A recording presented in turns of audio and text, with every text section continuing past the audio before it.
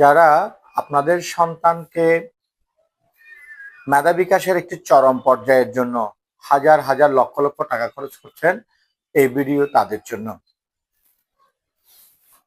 আমার দীর্ঘ দীর্ঘ শিক্ষকতা পেশায় আমি দেখেছি, যখন কোনো শিক্ষার্থীকে আমি র্যালিতে নিয়ে যাই, কোনো শিক্ষার্থীকে যখন বিতর্ক অনুষ্ঠানে নিয়ে যায় বা কোনো এক্সট্রা কো কারিকুলাম অ্যাক্টিভিটিসে নিয়ে যায়, তখন আমি দেখেছি অভিভাবকদের, ইভেন অনেক শিক্ষকের কাছে এটা নিয়ে অনীহা।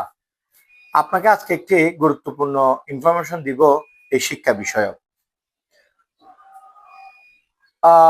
একটা সময় ছিল, অর্থাৎ এটি মধ্যযুগের কথা বলছি, তখন ডিসপোটেশিয়া নামে একটি শিক্ষণ পদ্ধতি ছিল।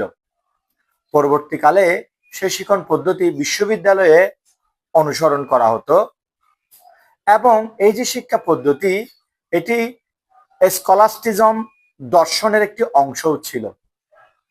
আসলে এই দর্শনের মূল কাজ ছিল অ্যারিস্টটল এবং ধর্মীয় যে মতবাদটা ছিল সেটাকে সমন্বয় ঘটানোর মধ্য দিয়ে সত্যিকার অর্থে যে পদ্ধতি সেটা ছিল স্কলাস্টিজম দর্শন। আর এই দর্শনের একটি অংশ ছিল ডিসপুটেশিও, যেটি পরবর্তীতে নামকরণ করা হয়েছিল বিতর্ক প্রতিযোগিতা পদ্ধতি। অর্থাৎ বিশ্ববিদ্যালয়গুলোতে কোনো শিক্ষণ শেখানোর ক্ষেত্রে তারা এই বিতর্ক পদ্ধতি অনুসরণ করত। তো আপনাদের সন্তানদেরকে যখন বিতর্কে অংশগ্রহণ করতে দেয়া হয়, তখন আপনারা যে মন খারাপ করেন, এটি কিন্তু আসলে আপনারা ভুলে আছেন। আপনার সন্তানকে যদি সত্যিকার অর্থে মেধাবী করতে চান, মেধা বিকাশের উন্নতর স্তরে নিতে চান, তাহলে আপনাকে অবশ্যই তাদেরকে বিতর্ক প্রতিযোগিতায় অংশগ্রহণ করতে দিতে হবে। আর শিক্ষকদের কাছে অনুরোধ রাখবো, আপনারা শিক্ষার বিষয়টাকে এমনভাবে ক্লাসে উপস্থাপন করুন যাতে সেটি বিতর্কের মতো মনে হয়। অর্থাৎ আপনি আলাদা গ্রুপ বিভক্ত করে দেন, আপনার শিক্ষণ ফলটি তাদের মধ্যে ছেড়ে দেন এবং তারা সেটিকে বিতর্কের পর্যায়ে নিয়ে যাবে।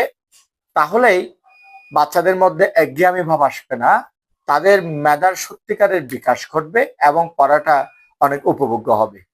তাহলে আর বিতর্ককে তথা ডিসপোটেশিওকে আমরা অবহেলা করব না, কারণ এটি মধ্যযুগীয় একটা সর্বশ্রেষ্ঠ শিক্ষার কৌশল ছিল বিশ্ববিদ্যালয়গুলোতে। তো ভালো থাকবেন, বাই বাই।